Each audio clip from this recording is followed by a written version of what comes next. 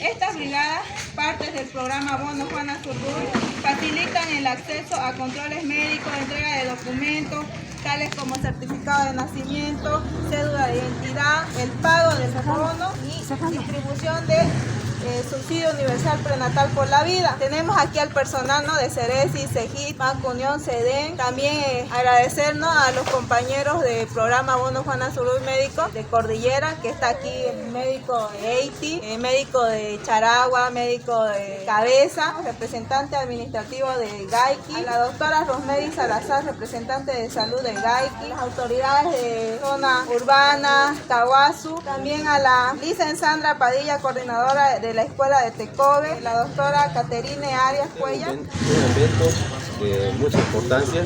Ayer de la misma manera que estuvimos en el hospital de Cacá, Paja Colorada, y había mucho beneficio para las madres, beneficiadas, todo ello, ¿no?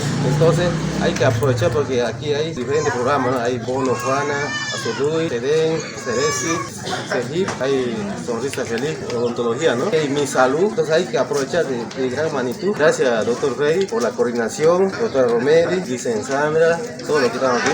Año a año se llevó a cabo este tipo de eventos en beneficio de todas las madres, las beneficiadas, ¿no?